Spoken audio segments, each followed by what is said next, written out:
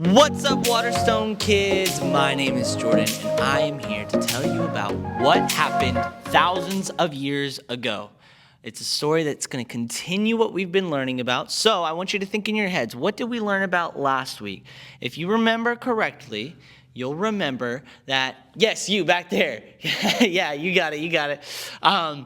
If you'll remember correctly, you'll remember that we were talking about the Israelites. They were in their land, and the people around them, the Philistines, were trying to give them some problems. The thing is that this is a time in Israel where they had come into the promised land and they were living where they were supposed to live. And this is after that's happened, so they're not in the desert anymore, but this is also before they started to have kings. So this is before King David was there, or King Saul, or Solomon, or all of these people that you may have heard of. So now they're in a time where they're not really led by a specific person, but by a few judges. And so last time we heard about Nehemiah and how, he was called by God to rise up an army against the people that were bothering them then. And this last week we heard about a problem with the Philistines. The Philistines came in and they took the Ark of the Covenant, which is the presence of God. And they took it with them, and the Philistines, every place that they tried to take it, the Ark of the Covenant, like God was like almost punishing the Philistines, saying like, hey, you should not be messing with holy things like this. You should not be messing with this.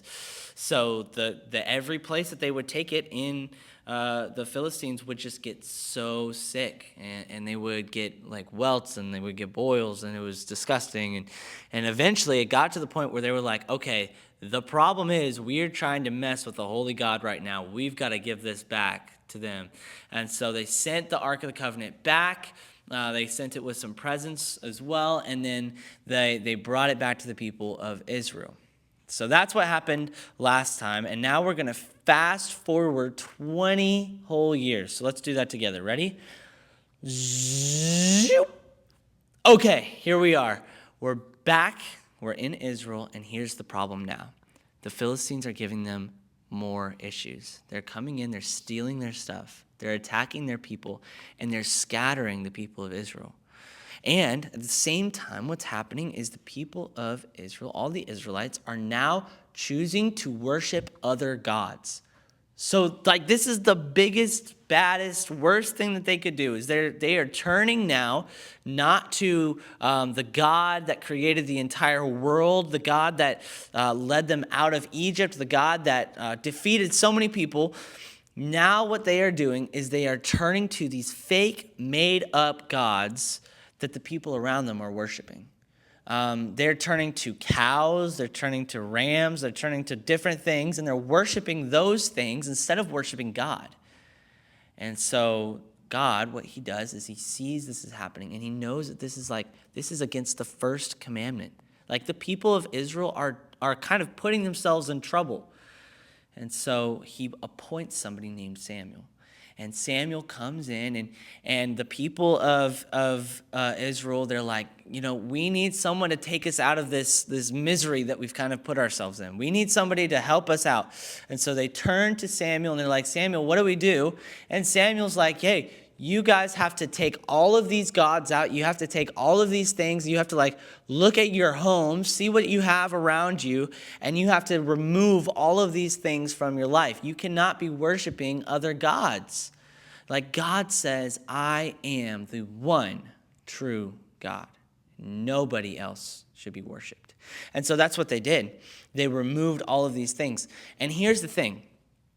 When we look at this story, when we look at what happened, we can think to ourselves like, oh my goodness, these Israelites are so dumb, so silly.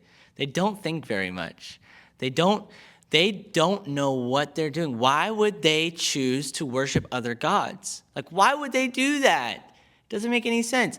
And what we can do is we can say, I would never do that.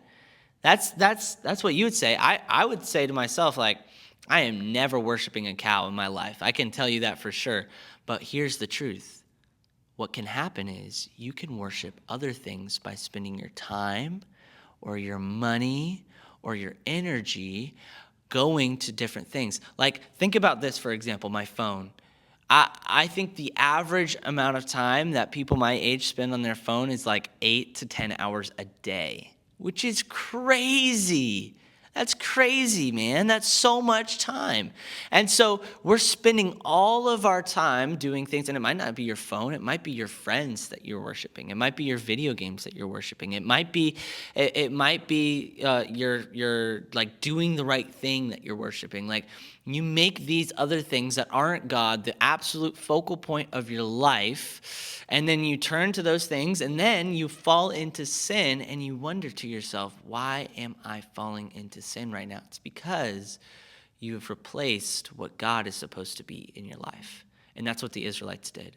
And so Samuel's like, hey, take these all away. And that's actually the invitation that we have too. We can, any point in our life, we can say, I'm going to turn away from these things that are not giving me life. I'm going to turn away from my phone. I'm going to turn away from these friends who are just pulling me in a wrong direction. I'm going to turn away from these things, and I'm going to turn to God.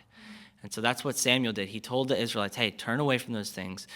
And then what happened is all of the Israelites listened, and they all gathered together, and they were worshiping God again.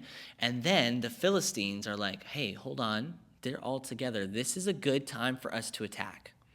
And so the Philistines gather up their swords and their shields, and they put on their armor, and they get on their horses, and they go and they get ready to attack Israel. And the people are scared. They're like, oh my goodness, like, we're going to get beat up again. Like, they've pretty much been bullied by the Philistines for a long time, and they're kind of like expecting that they're going to get bullied again. And so what happens is they go to Samuel, and they're like, Samuel, please help us out. Like, keep worshiping God. Keep praying to God that we can defeat these people. And so that's what Samuel did. That's what all of the people, all of the Israelites did. And so they did, they worshiped God, and they prayed, and they were like, God, we don't have anything else ahead of you right now. Like, we just are focused on you. And God heard their prayers, and he answered. And he heard what Samuel said, and he protected the people of Israel. He turned the Philistines into confusion, and they were like, I don't know what to do. They all got confused. And so the people of Israel were able to fight them off and like chase them away, where the Philistines never had any problems with them again. And so they never had to experience the torment and the bullying and all of those bad things, because they turned back to God, and God protected them. And that's what we can do. We can turn back to God and rely on him instead of relying on the things of the world. So that's what I want you guys to think about today. What things in my life have I put before God? And how can I turn back to God?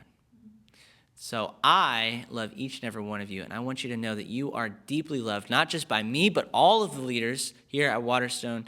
And if you ever have a question, or you have a concern, or there's something in your life and you're like, is this something that I'm using as like an idol in my life? Is this something that I've put before God? And you're like, I don't know.